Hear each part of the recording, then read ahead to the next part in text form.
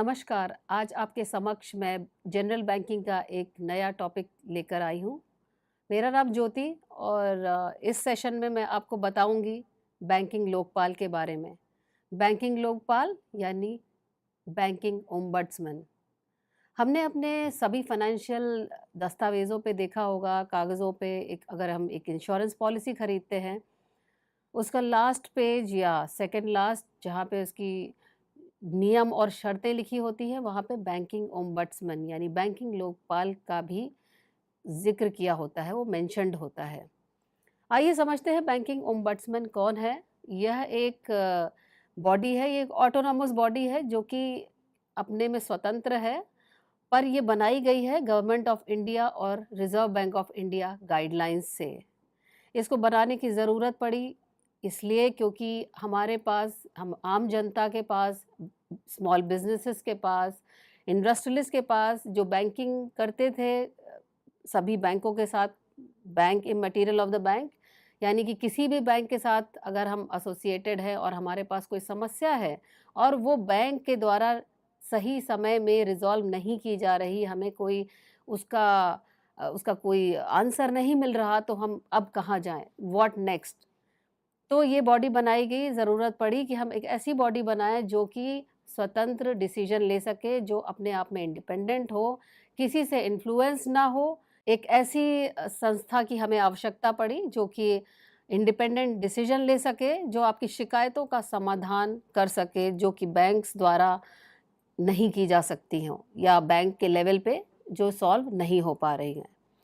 Banking Lokpal योजना bank ग्राहकों को बैंकों द्वारा प्रदान की जाने वाली कुछ सेवाओं से संबंधित शिकायतों के समाधान के लिए त्वरित और सस्ता मंच सक्षम बनाती है। बैंकिंग लोकपाल योजना को बैंकिंग विनियम अधिनियम 1949 की धारा 35A के तहत आरबीआई द्वारा 1995 में लागू किया गया था। कौन है ये बैंकिंग लोकपाल? बैंकिंग लोकपाल भारतीय रिजर्व बैंक के द्वारा बैंकिंग सेवाओं में कमी के खिलाफ ग्राहकों की शिकायतों के निवारण के लिए नियुक्त एक वरिष्ठ अधिकारी है। यह अधिकारी हमें हमारी किस बैंक रिलेटेड किसी भी समस्या इस जैसे कि अगर हमें अपने क्रेडिट कार्ड से रिलेटेड कोई प्रॉब्लम है या हमें अपने लोन से जो कि हमें एक लोन डिसबर्स होने वाला था किसी बैंक द्वारा और वो सही समय पर नहीं हो रहा, उसकी समस्या का भी निवारण हमें बैंक लोकपाल दे सकता है। क्या विज़न था हमें एक बैंकिंग ओम्बड्समैन या बैंकिंग लोकपाल बनाने का? बैंकिंग सेवाओं का उपयोग करने वाले आम व्यक्ति को उचित उपचार को सुनिश्चित करने के लिए यह सस्ता, पारदर्शी और विश्वसनीय तंत्र प्रदान करता है। सस्ता से मतलब है कि यहाँ पे कोई भी फ़ी नहीं लगती। हमें सिर्फ़ एक वेबसाइट पे जाना होता है, अपनी समस्या दर्ज करनी होती है और हमें बैंकिंग लोकपाल द्वारा उसका जवाब मिल जाता है। आइए समझते हैं कि ये लक्ष्य क्या था? क्या लक्ष्य था हमें एक ऐसी संस्था बनाने का? शिकायतों का समाधान मिला, बैंकिंग सेवाओं के उपयोगकर्ता यानी जो भी हम कंज्यूमर्स हैं, सस्ती और उचित सेवा के लिए ग्राहकों की सेवा में सुधार हुआ। क्योंकि अभी बैंक्स को लगने लगा कि हमारे ऊपर भी कोई है जो कि ग्राहकों की समस्या का समाधान कर सकता है। इस इस संस्था या इस ओम्बड्समैन के होने से बैंक्स पर बहुत उनकी लायबिलिटी बन गई, उन पे प्रेशर होता था कि वो ग्राहकों की समस्या का त्वरित को आंसर दें, तुरंत उसका जवाब दें और ज़्यादा रिस्पॉन्सिबल हो पाएँ। रिज़र्व बैंक को सुझाव देने के लिए भी बैंकिंग ओम्बड्समैन का, बैंक लोकपाल का बहुत बड़ा रोल है। ग्राहकों की सेवा के स्तर में सुधार लाने और उनके आंतरिक शिकायत निवारण प्रणाली को मजबूत करने के लिए बैंक को दिशा निर्देश के बारे में भी बैंक लोकपाल का एक बहुत बड़ा रोल है। जागरूकता प्रदान करता है, बैंकिंग लोकपाल योजनाओं के बारे में कस्टमर्स को बताता है और बैंक्स को बताता है कि बैंक अपने प्रोसेस में, अपनी प्रणाली में सुधार कैसे लेकर आए। सुधार के लिए बैंक में कैसे सुधार हो सकता है, बैंकिंग सेवाओं में सुधार करने के लिए त्वरित और निष्पक्ष, जैसे मैंने पहले कहा था, ट्रांसपेरेंट सिस्टम, बहुत ट्रांसपेरेंट है, कोई बीच में इन्वॉल्व नहीं है, कोई भी बिचौलिया नहीं है। हमारी समस्या लोकपाल को जाती है और समस्या का समाधान हमें त्वरित मिल जाता है। मैंने जैसे पहले भी कहा था कि ये निष्पक्ष आईटी प्रणाली का उपयोग करते हैं, जो कि फास्ट है। एक ही ईमेल डाल के हम अपने समस्याओं का सुझाव ले सकते हैं। व्यापक और आसानी से सुलझा हुआ एक डेटाबेस मिलता है हमें, जो कि प्रशिक्षण के माध्यम से कर्मचारियों की बड़ी क्षमताओं के लिए भी रिस्पॉन्सिबल है। आज हमारे जो बैंक के जितने भी बैंक के एम्प्लॉइज़ हैं, उनको ये पता है कि कहाँ-कहाँ हमें और सिस्टम में इम्प्रूवमेंट लाना है। ये एक टू वे प्रोसेस है, जिसमें ग्राहक अपनी समस्या भेजता है, उसका समाधान होता है और बैंकों की कार्यप्रणाली में का भी इम्प्रूवमेंट होता है। तो कौन से बैंक बैंकिंग लोकपाल योजना 2006 के अंतर्गत आते हैं? सभी अनुसूचित वाणिज्य बैंक, क्षेत्रीय ग्रामीण बैंक और अनुसूचित प्राथमिक सहकारी बैंक इस योजना के अंतर्गत आते हैं। इसका ऑर्गेनाइजेशनल स्ट्रक्चर समझते हैं कि क्या संगठनात्मक संरचना है बैंक लोकपाल की। ग्राहक का सेवा डिपार्टमेंट, जिसको हम कस्टमर सर्विस डिपार्टमेंट कहते हैं। कस्टमर सर्विस डिपार्टमेंट को हम सबसे पहली इस प्रक्रिया में, जब हम अपनी समस्या ओम्बड्समैन तक पहुंचाना चाहते हैं, तो हम उसे कोई भी समस्या डायरेक्टली नहीं भेज सकते। सबसे पहले हमें अपने रिस्पेक्टिव बैंक को पहुंचना होता है। अपनी समस्या को लेके हम अपने बैंक तक जाते हैं, वहाँ एक फॉर्म भरते हैं, अपनी समस्या दर्ज करते हैं अपनी पर्सनल डिटेल्स के साथ। अगर वह समस्या 30 दिनों के अंदर सॉल्व नहीं होती, उसका हमें कोई आंसर नहीं मिलता, तो यह हम बैंक लोकपाल तक पहुंचा सकते हैं। इसकी जो एपेलेट अथॉरिटी, जो हाईएस्ट अथॉरिटी है, जो आरबीआई द्वारा जिनको इसके लिए नियुक्त किया जाता है, वो डेप्यूटी गवर्नर आरबीआई होते हैं मोस्टली। वो deputy governor of the RBI को हम लोकपाल बनाते हैं। राज्यपाल की, जिसको हम कहते हैं डेप्यूटी गवर्नर की, को ही हम कार्यकारी निर्देशक बनाते हैं। बैंकिंग लोकपाल का कार्यालय इस समय मुंबई में है और सारी कार्यवाही वहीं से होती है। जानते हैं बैंकिंग लोकपाल द्वारा प्रतिबद्धताएं, कि उसके कमिटमेंट्स क्या हैं। जो भी शिकायतें उसे प्रस्तुत की गई हैं, प्रस्तुत शिकायतें ट्रैकिंग प्रणाली होती है। शिकायतों के मुद्दे को जल्द से जल्द हल करने के लिए रिस्पॉन्सिबल होता है। त्वरित बदलाव का समय, यानी कि जो समस्याएं आज हमने ओम्बड्समैन तक पहुंचाई, लोकपाल तक पहुंचाई, उसका टर्न अराउंड टाइम, यानी कि वो समस्या कितने दिन में हमें सॉल्व करके मिल जाएगी, यह भी लोकपाल की रिस्पॉन्सिबिलिटी होती है, यह उनका दायित्व होता है। राज्य के भीतर बैंकिंग लोकपाल की अंतर जिला गतिशीलता को भी कंट्रोल में रखा जाता है, यानी कि कितना तेज, कितना फास्ट हमने कार्य किया, इसको भी हम चेक में रख सकते हैं। समर्पित ब्लॉग साइटों पे हम समस्याएं एक्सचेंज करते हैं, जो अन्य ग्राहक भी पढ़ सकते हैं और उसकी जानकारी ले सकते हैं। वहाँ से यह भी जानकारी हो सकती है कि उनकी समस्या का सुझाव मिला या नहीं मिला, समय पे मिला या बहुत देर में मिला। इन ब्लॉग साइट पे जाके ग्राहक इनको एक्सेस कर सकता है, देख सकता है, पढ़ सकता है। आईबीए एटीएम विवादों का समाधान भी बैंकिंग लोकपाल करता है। एटीएम संबंधी समस्याएं, कभी कभी ऐसा भी होता है कि हमने एटीएम से पैसा विथड्रॉ किया, नंबर ऑफ नोट्स, जितने नोट की संख्या थी, पैसे की संख्या थी, वो कम आई। ऐसी समस्याओं को लेकर हम बैंक के पास जाते हैं, बैंक के पास कोई भी आंसर नहीं होता, तो हम अपनी समस्या लेकर लोकपाल के तक भी जा सकते हैं। बैंकिंग सेवाओं में शिकायतों के क्या आधार होते हैं, आइए इनको समझते हैं। जमा खातों को जबरन बंद करना। कभी कभी हमने देखा होगा कि अगर हमारा किसी बैंक में अकाउंट है और हमने बहुत दिन तक उसे ऑपरेट नहीं किया, तो बैंक उसे क्लोज कर देता है। यह बैंक बिना ग्राहक से अनुमति लिए हुए नहीं कर सकता है, परंतु अगर ग्राहक बैंक के से अप्रोच के बाहर है, वह उससे कांटेक्ट नहीं कर पा रहे हैं तो बैंक ऐसे अकाउंट्स को क्लोज कर सकता है।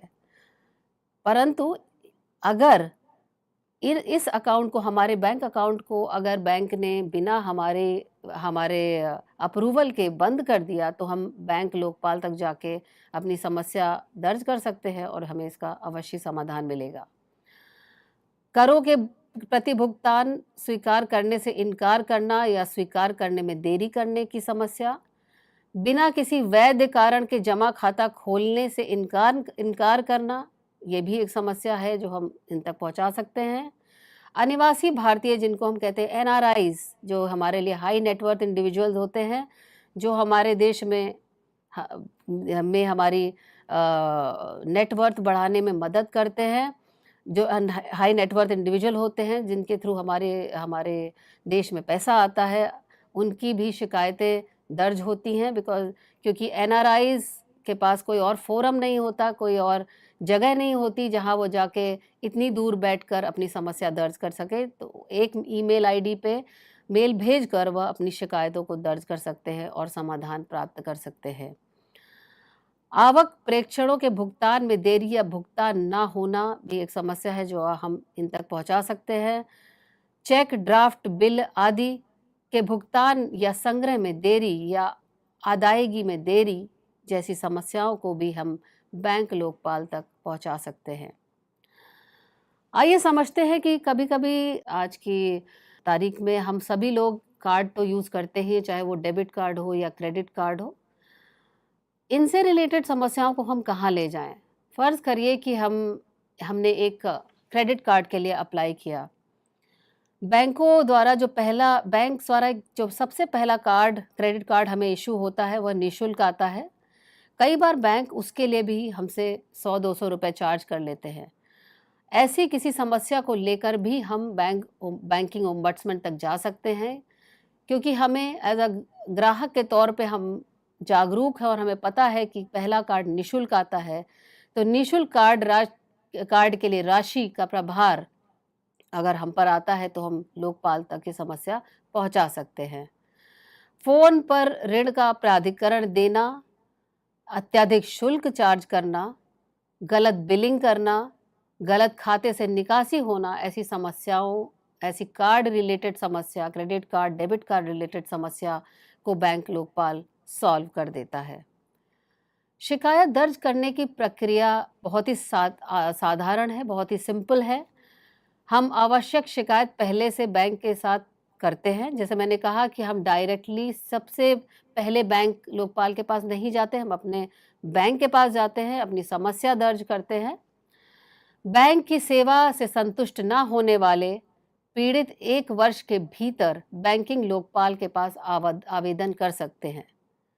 यह समस्या 1 साल के अंदर ही बैंक लोकपाल तक पहुंचानी होती है। उसके बाद वह भी इस समस्या को लेने में सक्षम नहीं होता। मामले को अदालत या मध्यस्थ के पास ले जाया जा सकता है। हो सकता है कोई समस्या ऐसी हो जो कोर्ट में पेंडिंग है, वह बैंक लोकपाल नहीं देखता। निर्धारित प्रारूप में या किसी अन्य रूप में, लेकिन सभी आवश्यक जानकारी को शिकायत में शामिल करना, शिकायत प्रक्रिया में तुच्छ न होना, मतलब शिकायत जो हमारी है वो बहुत फ्रिवलस नहीं होनी चाहिए, कोई ऐसी वैसी समस्या नहीं होनी चाहिए जिसमें कोई तथ्य ना हो, जिसमें कोई मतलब ना हो, वह बैंक लोकपाल तक नहीं पहुंचाई जाती। अगर पहुंचती भी है तो उसका हमें आंसर नहीं मिलता, उसका कोई निवारण नहीं हो सकता। भारतीय सीमा अधिनियम 1963 के तहत निर्धारित सीमा की राशि समाप्त होने से पहले शिकायत दर्ज की जाती है। आइए समझते हैं कि हमारी शिकायत दर्ज करने की क्या प्रक्रिया है। मैंने पहले भी आपको बताया था, कंप्लेंट्स यानी शिकायत ऑनलाइन या ईमेल द्वारा या हार्ड कॉपी द्वारा प्रस्तुत की जा सकती है। व्यक्ति या उनके प्रतिनिधि आरबीआई या गवर्नमेंट ऑफ इंडिया से शिकायत करते हैं और शिकायतों का रूप हम जैसे मैंने पहले भी कहा, हार्ड कॉपी हो सकती है, एक ईमेल भी हो सकती है। तो सबसे पहले हम बैंक लोकपाल तक पहुंचते हैं और अब हम जानना चाहेंगे कि निवारण की प्रक्रिया क्या होती है, कैसे हमारी समस्या का निवारण होता है। सबसे पहले शिकायत की प्राप्ति होती है, जो कि बैंक पे पहुंचती है। यही शिकायत अगर बैंक द्वारा डील नहीं की जा सकती या उनसे रिजॉल्व नहीं हो रही है समस्या, बैंक ओम्बड्समैन या बैंक लोकपाल पे जाती है, जो कि इसको रिव्यू करता है। इस समस्या को वो रिजेक्ट भी कर सकता है और अपने लेवल पे एक्सेप्ट भी कर सकता है। अगर वो रखने योग्य है तो रख लेता है, अगर रिजेक्शन होता है उसी केस में अस्वीकार करता है। अगर वह कोर्ट पे पेंडिंग है, किसी और अन्य कोर्ट पे पेंडिंग है या बहुत तुच्छ है या बहुत फ्रिवलस है समस्या है, उसे बैंक लोकपाल रिजेक्ट कर सकता है। क्या-क्या चीज़ें इसमें एक्सक्लूडेड होती है, जो बैंक लोकपाल के पर्व्यू से बाहर होती हैं, जो वह नहीं डील करता। किसी धोखाधड़ी या जालसाज़ी के मामले और पक्षपात से उत्पन्न शिकायतों के मामले बैंक लोकपाल उनमें नहीं डील करता है।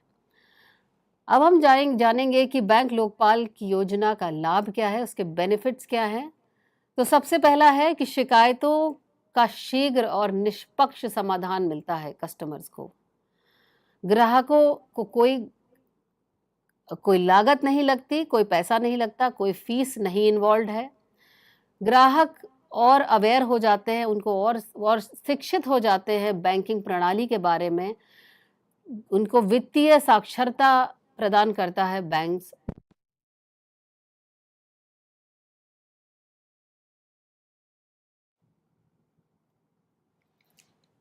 आइए समझते हैं बैंकिंग लोकपाल योजना के क्या लाभ हैं। सबसे पहला लाभ, शिकायतों का शीघ्र और निष्पक्ष समाधान मिलता है हमें। जैसे मैंने पहले बताया था, बैंकिंग लोकपाल एक इंडिपेंडेंट ऑटोनॉमस बॉडी है, जिसका किसी बैंक पर कोई ज़ोर नहीं चलता। अगर कोई समस्या उस तक पहुंची है तो उसका समाधान और उसका आंसर वो डायरेक्टली देता है। इस संस्थान द्वारा जो भी समस्या हमारी ओम्बड्समैन तक पहुंची है, उसमें कोई भी फीस नहीं लगती, कोई भी ग्राहक को लागत नहीं लगती है।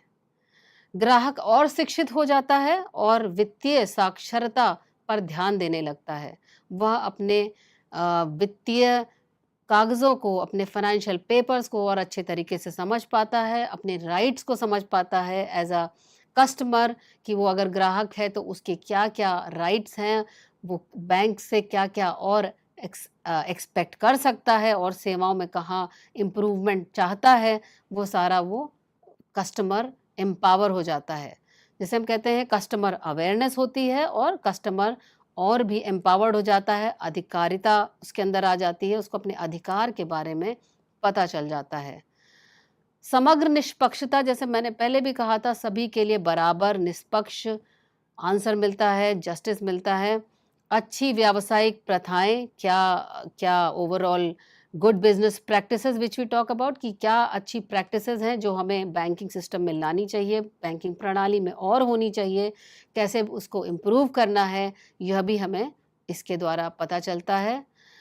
स्वीकृत बैंकिंग कानून और अभ्यास के आधार पर मूल्यांकन किया जाता है, जो कि ऑलरेडी एक्सेप्टेड बैंकिंग के लॉज और प्रैक्टिसेस है, जिसको कस्टमर या ग्राहकों को भी नहीं पता होती। वो उस सारी समस्याएं उन्हीं आधार पर, उन्हीं राइट्स पर, लॉज पर और प्रैक्टिसेस पर आधारित होती हैं और उनके आधार पर हमें हमारी समस्याओं का हल मिलता है। आज के इस प्रेजेंटेशन द्वारा मुझे लगता है आपको काफ़ी क्लियर हो गया होगा, आपको लोकपाल के रोल समझ में आए होंगे और यह भी पता चला होगा कि अगर हम एक ग्राहक के तौर पर बैंक के पास जाते हैं और हमारी समस्या नहीं सॉल्व होती, हमें वहाँ से कोई आंसर नहीं मिलता, तो अब हम कहाँ जाएँगे। इसी के साथ धन्यवाद।